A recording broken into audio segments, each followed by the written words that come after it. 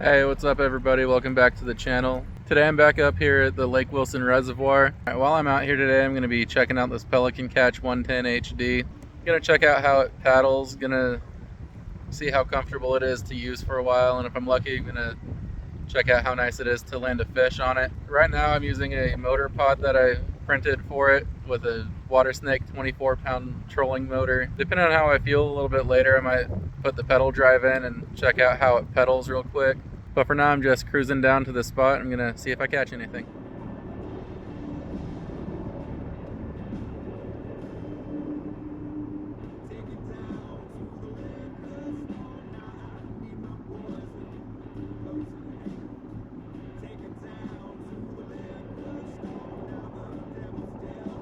Alright, so this kayak is advertised as being stable enough to be able to stand in it. And, well, yes, I can stand in it. It doesn't feel like the most stable thing in the world when I'm standing. Like, it requires a lot of effort for me to be able to stand in it without falling over. Other kayaks I've had were a lot easier to stand in. For instance, the Ascend 12T that I used to have was a lot easier to stand in, felt a lot more stable, but it was also considerably heavier and a lot harder to maneuver. This kayak paddles nicely.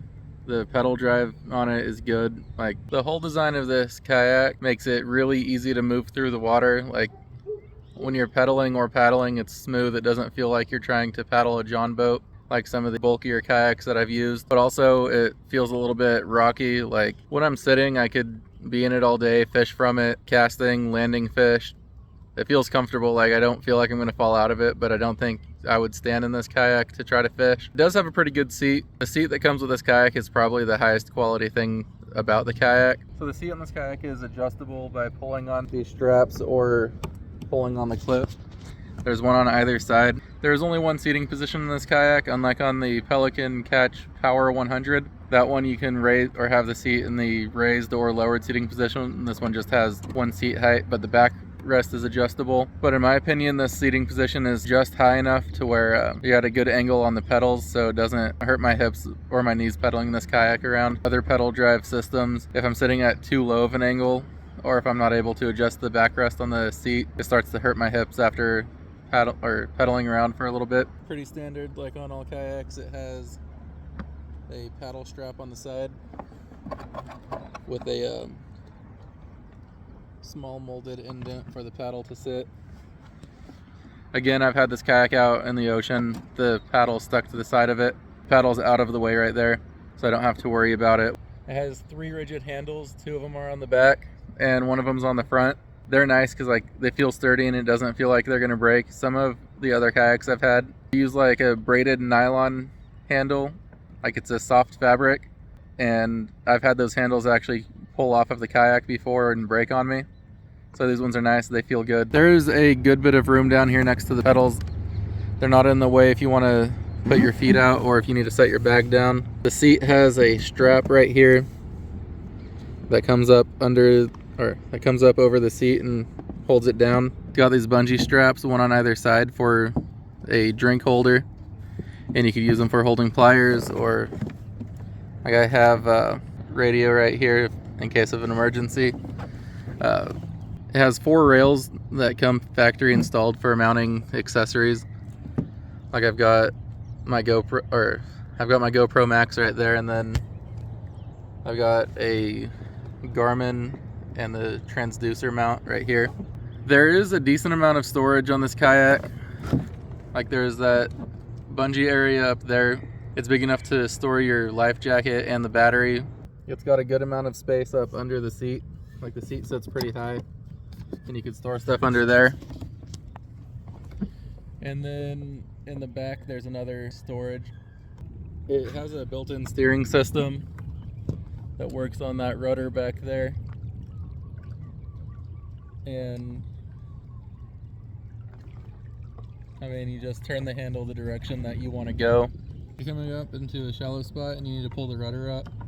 It's got this cable right here on the side of the boat. You just pull it and it pops the rudder up, or pull the other one and it goes back down.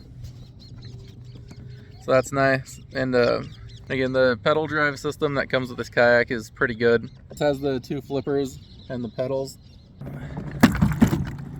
The pedals just slip into place, and then they have these 2 locks right here that keep them locked. The pedals are adjustable. You push in this little lever right here, and then you can pull them forward or back depending on how tall you are or how you want to pedal. Pedals smoothly without a lot of effort. You can get going pretty quick. This kayak is stable enough. While I'm out on the water, I could pull the pedals out and put them behind me without feeling like I'm about to fall over. Then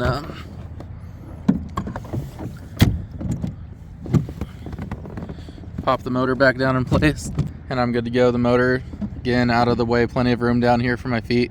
Alright, so this motor setup is pretty basic. I just 3D printed a pod to go in right there where the pedal drive normally goes. It's a little water snake 24-pound thrust trolling motor. It's got low, high, forward, off, and reverse. And on the low setting on this kayak, it gets me going about 2.25 miles per hour. And for steering, I just use the steering that came built into the kayak. So I mean, it gets the job done, gets me where I'm going, and I don't really have to pedal while using it. So it's not necessarily as big or as stable as some of the higher end brands. You can get the Wilderness Systems Recon 120 with a pedal drive. That kayak is considerably more stable, has more storage on it. It's like a sturdy, heavy duty built kayak. It's almost more like fishing out of a small boat than it is fishing out of a kayak. But that kayak is also, if you get it with the pedal drive, just shy of twice the price of this kayak with the pedal drive. And this one is actually available in stock, brand new here on the island. If you're out here in Oahu and you want a good pedal drive kayak to go out into the water, your options are really either $1,500 for this Pelican Catch 110, or you can spend between $2,800 and $4,500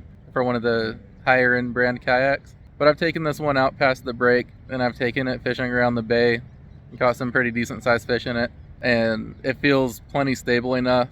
It's got room for the radio, it's got room for all my gear. I don't feel like I'm going to fall out of it fighting a big fish. And it's light enough that I could easily load it on and off of my car without any assistance. So I mean, if you're looking for a good beginner pedal drive kayak, or if you're looking to get into kayak fishing but you don't want to spend thousands on thousands of dollars when you're first getting started and trying to get set up, this is a solid kayak to buy.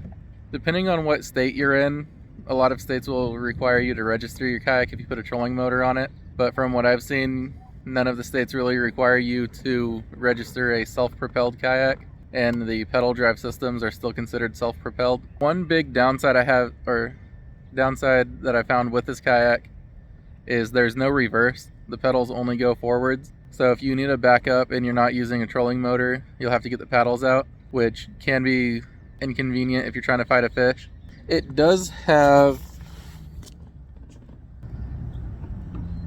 2 of these flush mount rod holders built into it that face backwards out of the back of the kayak, and it has one forward facing one right here.